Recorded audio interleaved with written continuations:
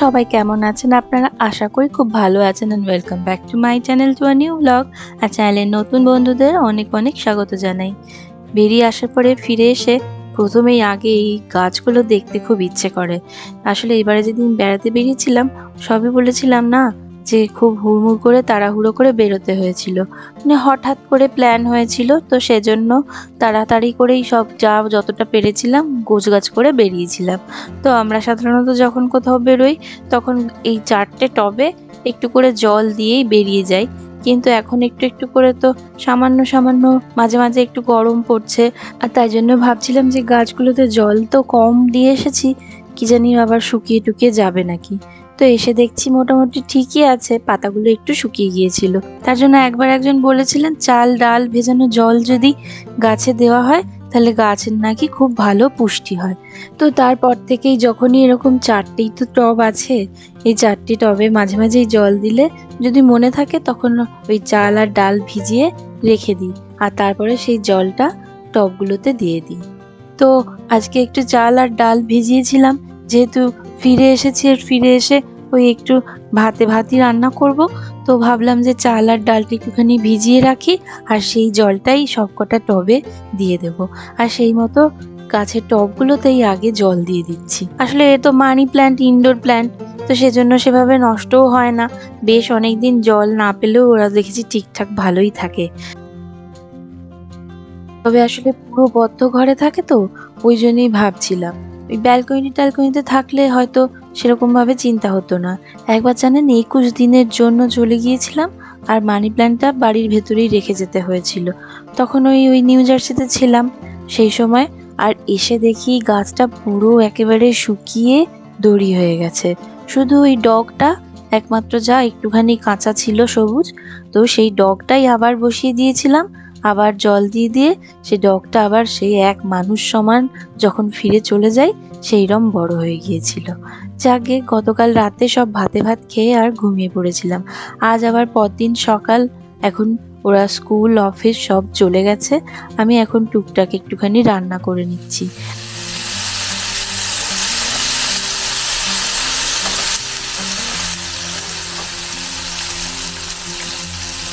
এখানে আমি টমেটোগুলোকে হালকা ফ্রাই করে নিয়ে আর তার মধ্যে একটা মশলা দিয়ে দিচ্ছি। এই মশলাটার মধ্যে আছে একটু সামান্য পেঁয়াজ বাটাটা খুবই অল্প পরিমাণ, আদা বাটা আর অল্প রসুন, আর তার সঙ্গে 1 চামচ মতো ওই সর্ষে বাটা।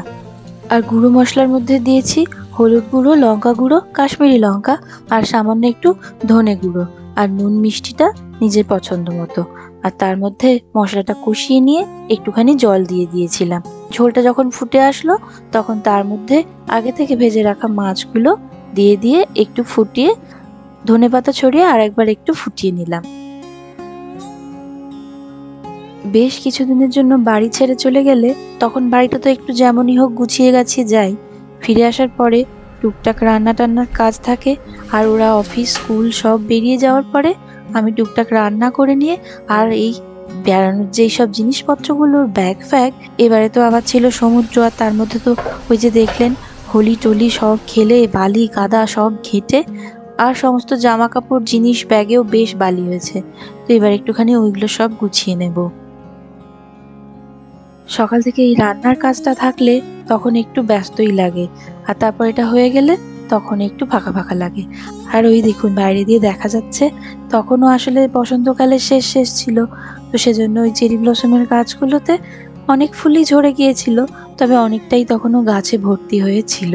এই যে এইখানেই সব ব্যাগগুলো সব রেখে দিয়েছি, আগে সব ব্যাগগুলো গুছিয়ে টুছিয়ে রেখে দিই, তারপরে গিয়ে ওই যেই শাড়িটা পরেছিলাম সেই শাড়ি তো বললাম আপনাদের এত সমুদ্রের ঢেউ ছিল যে শাড়ি তো পাতলা, সে শুধুই জলের ভারে টানা হয়ে আর খুলে চলে যাচ্ছে।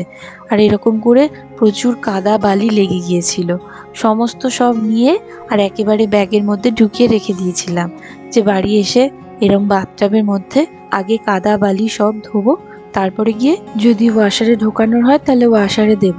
আসলে ওয়াশারে না কখনো শাড়ি টাড়ি কাচিনি, ওই আগে যখন মা মামুনি এসেছিল তখন বোধহয় একবার দুবার কেচেছিলাম, কিন্তু তারপর থেকে আর ওয়াশারে তো শাড়ি তো সেভাবে পরা হয় না, আর যা পরা হয় সবই অকেশনালি।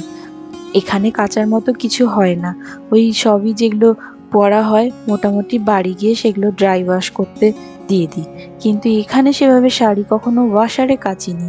যাক, আমি মোটামুটি ওই বালতিতে সার্ফ দিয়ে আর শাড়িটা একটুখানি ধুয়ে নিয়েছি। আর দেখলেন কিরম বালি আর কাদা, এরকম অনেকটাই কাদা বালি বাথটাবে জমেছিল। এখন শাড়িটা এইখানে একটুখানি ঝুলিয়ে রেখে দিই, তাতে করে জলটা ঝরে যাবে। আর জলটা ঝরে যাওয়ার পরে ওই ব্যালকনিতে একটুখানি গিয়ে রেলিংয়ে দিয়ে দেবো। এইসব শাড়ি তো ওই শিফনের শাড়ি, ওই জন্য এতে তো শুকোতে বেশিক্ষণ লাগে না, জাস্ট একটুখানি হাওয়াতে দেওয়ার জন্য ওই ব্যালকনিতে ঝুলিয়ে দেব। যদিও আপনারা সকলেই জানেন যে আমেরিকাতে এরকম ব্যালকনিতে কিন্তু রেলিংয়ে শাড়ি বা কোনো জিনিস মেলার নিয়ম নেই, এতে কিন্তু অনেক সময় ফাইন করে। কিন্তু এখানে এসে দেখেছি জানেন, আমাদের ঠিক ওই পাশে একজনরা প্রতিদিনই টাওয়েল মেলে। তো যাই হোক, আমি আর ওইসব কিছু মেলি টেলি না, আজকে তবে ভেবেছি শাড়িটা একটুখানি রোদ খাইয়ে নেবই নেব। যাক, এই সব কাজ করতে করতে এবার রনের আসার সময় হয়ে গেছে।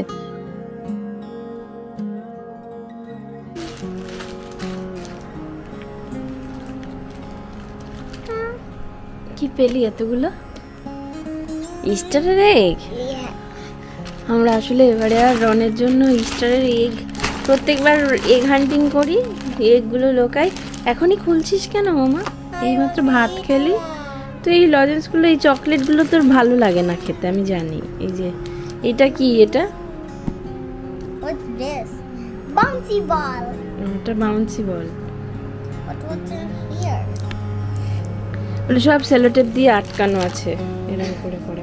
Can you open this? এগুলো কারা করেছিল রে? হ্যাঁ, Teachers. সব টিচাররা এরকম করেছেন। Yeah. কি এগুলো? সেই যেগুলো তোর লেভেল ছিল ওইগুলো ছিল। What's in here, please? Be a chocolate. Please be chocolate egg.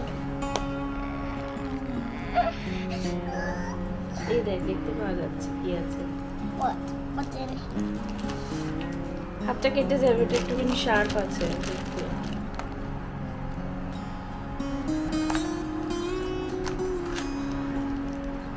Yeah! ব্যাস হয়ে গেছে, এবার ওই চকলেটটা খাও। এই চলো স্নান করতে হবে। Aw. No, 15 minutes. হয়ে গেছে, এগুলো কি? Those are fart candy. Candy এগুলো?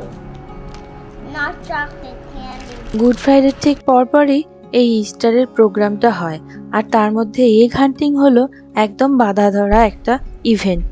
আর তাতেই এইরকম ডিমের মধ্যে নানা ধরনের মজাদার মজাদার জিনিস, তারপর খেলনা, টফি, চকলেট, ক্যান্ডি লুকোনো থাকে। বাচ্চারা সেগুলো খুঁজে খুঁজে কে কতগুলো ডিম কালেক্ট করলো আর তার মধ্যে থেকে কি কি পেলো ডিমগুলো ভেঙে, সেগুলো করে খুব মজা পায়, আনন্দ করে। যাকে গতকাল আমার রন স্কুল থেকে চলে আসার পরে ওর 13টা ডিম কালেক্ট করেছিল, আর সবগুলো খুলে দেখা টাকা হয়ে গিয়েছিল। আর তারপর আজ আবার সকাল হয়ে গেছে, আর এখন আমি কালকে যে লেফট ওভার ভাত ছিল সেইগুলো দিয়ে দীপের একটুখানি অফিস বেরোবে, তাই লাঞ্চটা রেডি করে ফেলছি। এখানে প্রথমে আমি আমার কাছে যা যা সবজি ছিল, পেঁয়াজ, ক্যাপসিকাম, গাজর, প্রথমে একটু রসুন কুচিয়ে তেলে দিয়ে তার মধ্যে পেঁয়াজ, ক্যাপসিকাম, গাজর একে একে দিয়েছি।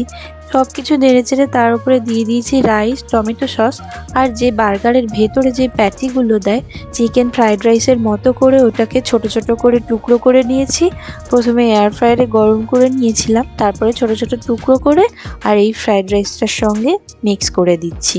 আর তার সঙ্গে দিয়ে দিচ্ছি উপর থেকে একটু গার্লিক পাউডার আর গোলমরিচের গুঁড়ো, নুন মিষ্টি স্বাদ মতো, আর একটা ভেজে রাখা ডিম কুচো করে দিয়ে দিয়েছি। ওই মিক্স ফ্রাইড রাইসের মতোই হয়ে গেল আর কি। আর দিয়ে দিচ্ছি একটু কুচিয়ে রাখা আপেল, আর তার সঙ্গে একটু কালকে যে মাছের ঝাল করেছিলাম তার 1 পিস মাছের ঝাল। এই খাবারটাই যদি ছেলেটাও খেত তাহলে মনে একটু আনন্দ আসতো। সে আবার এত কিছু কিছুতেই খায় না, কতবার বলি ওরে একটুখানি বাবাকে যা দিচ্ছি নিয়ে যা নিয়ে যা, কিছুতেই নিয়ে যাবে না। শুধু ওই ব্রেডের টুকরোগুলো কি যে শুকনো শুকনো খায়, তাও আমি ওই 1-2 বার ঘুরিয়ে ফিরিয়ে দেওয়ার চেষ্টা করেছিলাম। কোনো দিন খেয়েছে, আবার কোনো দিন সবটাই নিয়ে ফিরে চলে এসেছে। আসার পরে জিজ্ঞেস যদি করা হয়, নানা রকম তার এক্সকিউজ।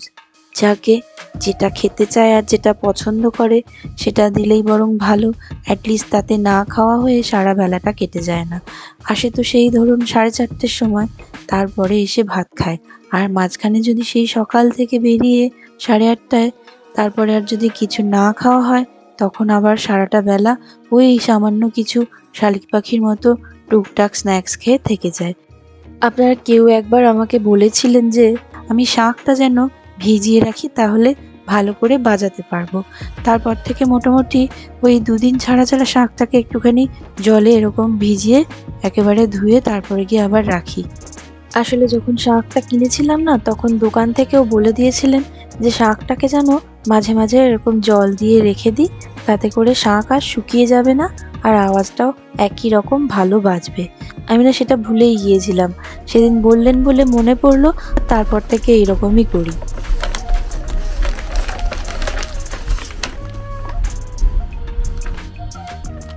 আর এইটা হলো সেই ফুলদানিটা যেটা সেদিন ভার্জিনিয়ার ওই গিফট শপটা থেকে কিনেছি। আসলে আমার একটা এখানে সাদা রঙের ফুলদানি রাখার ইচ্ছে ছিল, কিন্তু আইকিয়াতে সেরকম দেখতে পাচ্ছিলাম না বলে ওই রকম কাঁচের ট্রান্সপারেন্ট গ্লাসের মতো ওইটা কিনেছিলাম। আর এইটা দেখে বেশ ভালো লাগলো, মনে হলো ঠাকুরের জায়গাতে এইটাই বেশ ভালো মানাবে বেশি, ওই জন্য এইটা নিয়েছিলাম। তার সঙ্গে আরও যে সমস্ত জিনিসগুলো কিনেছিলাম সেগুলো এখনও পড়ে আছে। প্রথমত তো যে জামা কাপড়গুলো কিনেছিলাম নিজে ট্রায়াল দিয়ে দেখেইনি যে সেগুলো আদৌ হচ্ছে কি হচ্ছে না। দাম দিয়ে কিনে নিয়ে এসে আর যদি এত দূরে এসে দেখি যে গায়ে হচ্ছে না বা ছোট বা বড় কিছু হলো, তখন তো আর ওটা ফেরত দেওয়ার তো কোনো পথ নেই। তার জন্য শুধু শুধু টাকাটাই নষ্ট হবে।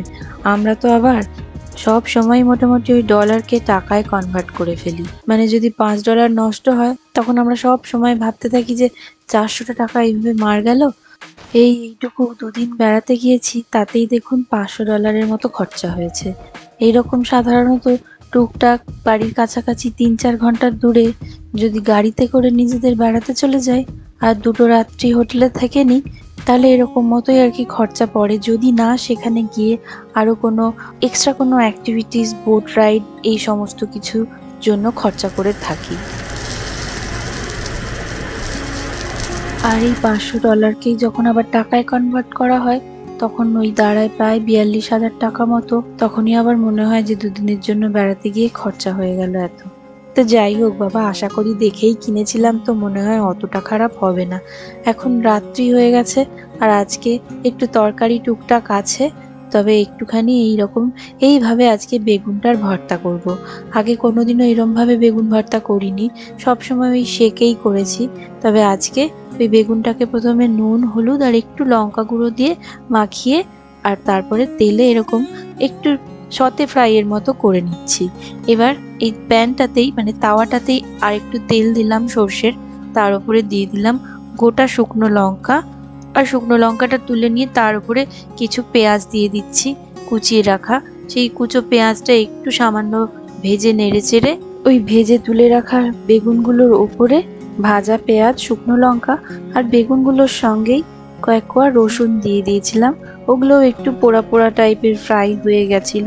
ওগুলো সব একসঙ্গে নুন, সামান্য চিনি আর ওপর থেকে ধনেপাতা কুচি দিয়ে ভালো করে মাখিয়ে নিয়েছি। আর তার সঙ্গে আজকের ব্লগটা এখানেই শেষ করছি। আবার আসবো নতুন কোনো ব্লগ নিয়ে। ততক্ষণ সকলে খুব খুব ভালো থাকবেন আর সুস্থ থাকবেন। ব্লগটা ভালো লাগলে প্লিজ একটু লাইক করে দেবেন। আর যারা এখনো চ্যানেলটা সাবস্ক্রাইব করেননি তাদের কাছে রিকোয়েস্ট রইল, প্লিজ পারলে একটু সাবস্ক্রাইব করে দেবেন। আর ফেসবুক থেকে যারা দেখছেন তারা প্লিজ পারলে পেজটা একটু ফলো আর শেয়ার করে নেবেন। Thank you so much for watching.